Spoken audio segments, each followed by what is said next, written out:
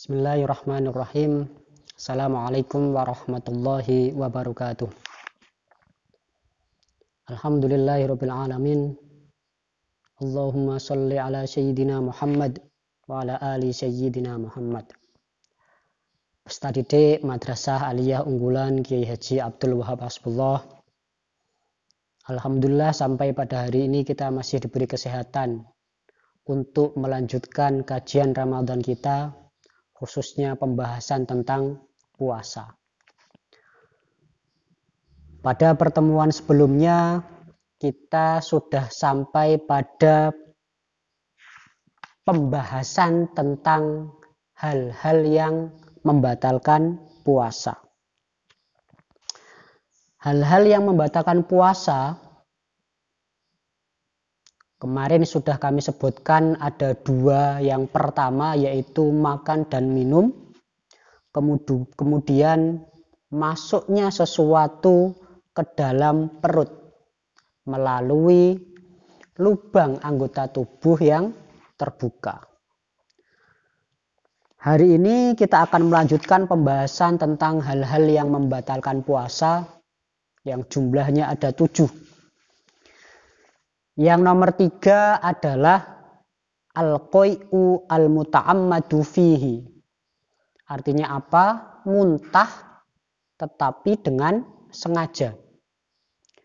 Fahuwa muftirun atau mufattirun. Muntah dengan sengaja itu bisa membatalkan puasa. Wa in ta'akkada al-shaim anna syai'an lam ya'ud saniyan ila jawf. Walaupun yang berpuasa tadi yakin sesuatu yang keluar tadi, muntahan tadi tidak kembali lagi ke dalam perut. Tetap kalau muntah tadi dilakukan secara sengaja, maka membatalkan puasa. Akan tetapi jika muntah tanpa disengaja, maka itu tidak membatalkan puasa.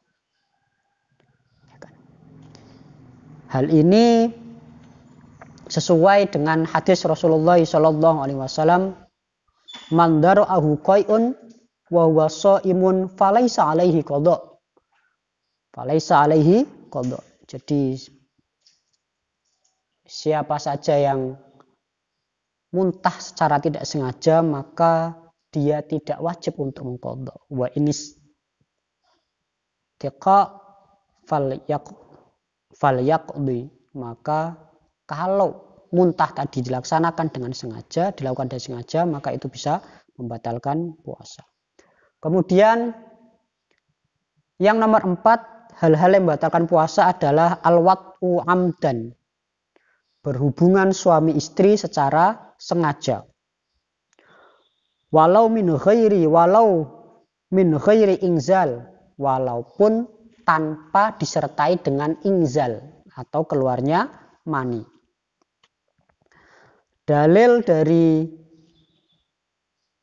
yang nomor 4 ini atau hal yang membatalkan puasa berupa wati, berupa hubungan badan suami istri adalah firman Allah Ta'ala,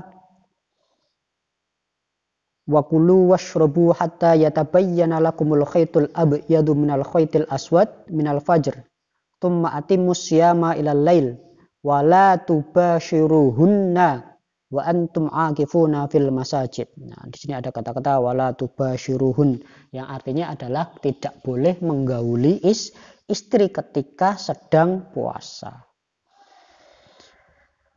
Ini hal yang membatalkan puasa yang nomor 4. Kemudian yang nomor 5 adalah al-istimta.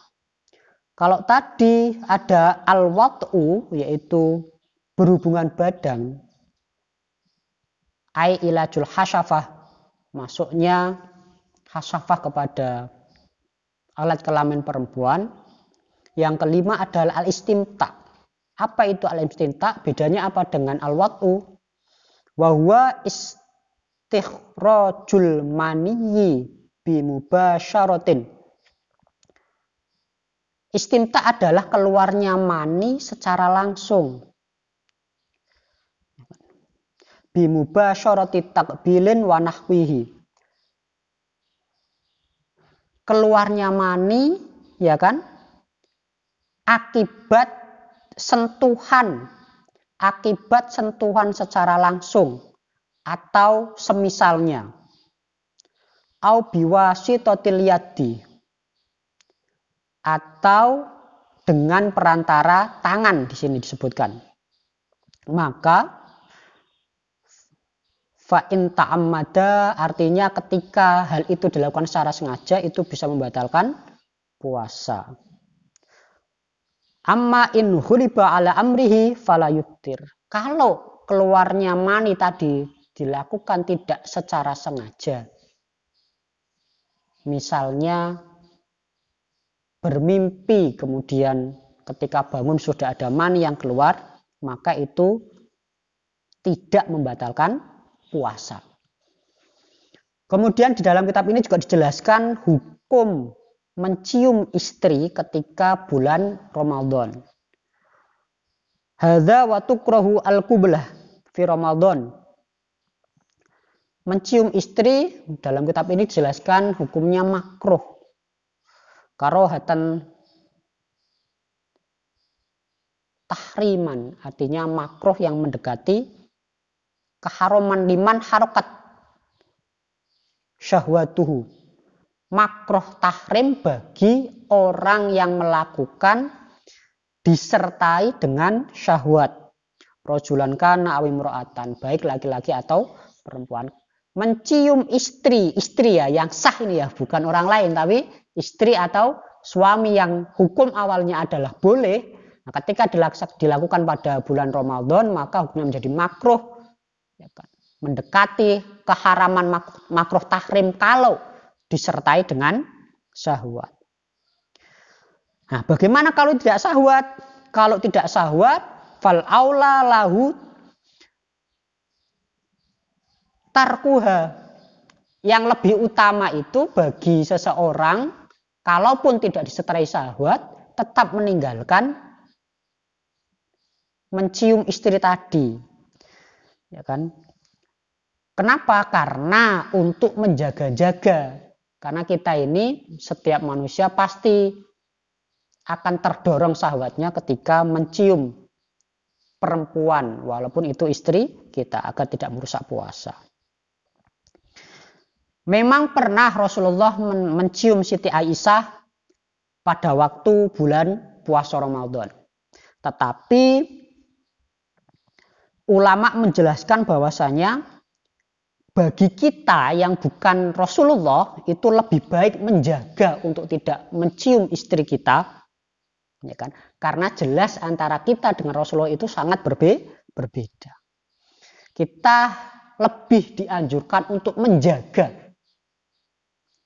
untuk tidak mencium istri ketika bulan Ramadan. Kemudian yang nomor 6, hal yang membatalkan puasa adalah al-haid wan nifas. Haid dan nifas. Nah, haid dan nifas ini khususnya bagi perempuan. Jadi ketika ada seorang perempuan, dia dalam keadaan puasa, kemudian siang harinya mengeluarkan darah haid atau nifas, maka puasanya menjadi batal. Kemudian yang ketujuh, yang terakhir adalah al-junul wariddati, yaitu gila dan murtad. Wakilahuma mani'un min sihhatis shaum. Kedua-duanya itu mani, penghalang sahnya sebuah ibadah puasa. Li khuruji man qama bihi dzalika an ahliyatil ibadah. Kenapa? Karena orang gila dan orang murtad tadi tidak terbebani untuk melaksanakan ibadah. Itulah tadi hal-hal yang membatalkan puasa.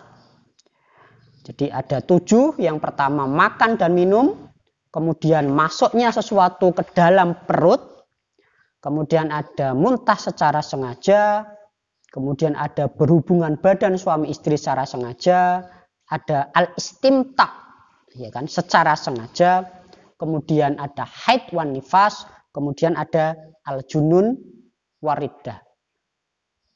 Sekian dulu pembahasan kita di pertemuan kali ini. Kita akan melanjutkan kembali kepada pertemuan-pertemuan selanjutnya. Wallahul muwaffiq ila aqwamit thoriq. Assalamualaikum warahmatullahi wabarakatuh.